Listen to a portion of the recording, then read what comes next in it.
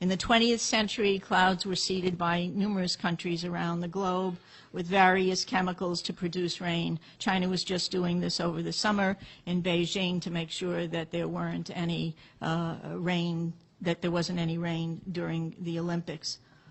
But all this has changed dramatically with the U.S. military's secretive research and plans to control the planet's natural weather. This has not been given very much press, and we have to remember that we have a corporate-owned press where 85% of radio, television, and print media is owned by 5 corporations. So they're not going to talk about things that are of really serious consequence, and that's somewhat of the blessing, a mixed blessing of the Internet, but there's certainly plenty of information on weather modification.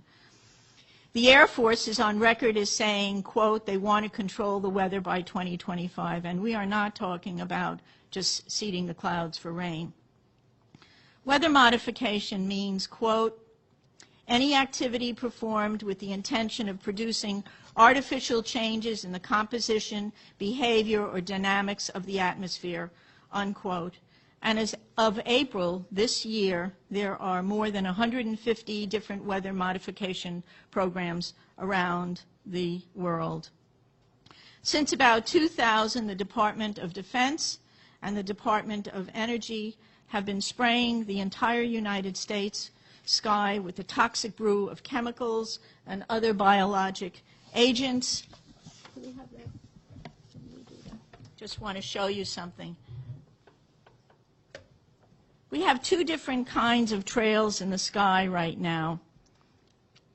One are called contrails. How many of you know what contrails are?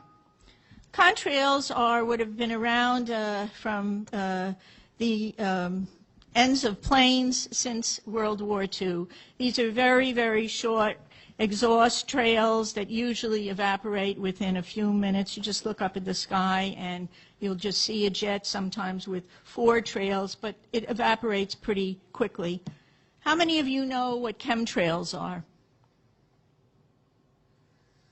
Nobody.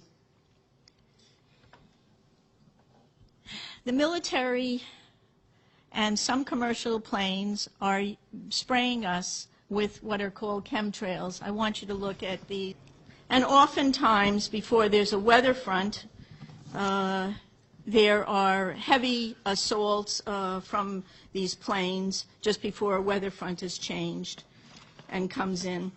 Military and some commercial jets have been fitted with huge barrels of at least 49 different kinds of documented chemical poisons.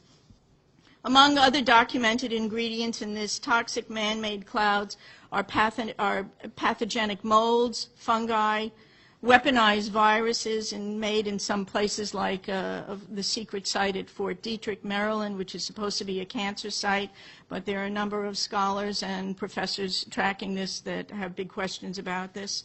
Barium and nanoaluminum particles. What do these do to the human body? Barium is an alkaline earth mineral. It was discovered in 1774. At low doses, it can act as a muscle stimulant. At high doses, it detrimentally affects the heart and the nervous system. Barium is toxic to all mammals, and that means not just humans. Aluminum, which is the most abundant metal in the Earth's crust, is known to diminish kidney function and destroy brain cells and cognitive function. Just think about it. Just between the aluminum and the mercury that we're breathing all the time, we've got already a serious issue about brain function and cognitive function.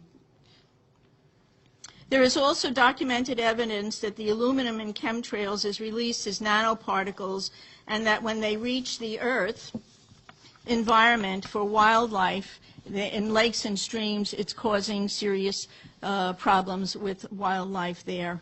Researchers are also finding that nanoparticles interfere with the growth of plants. Nanotechnology is totally unregulated.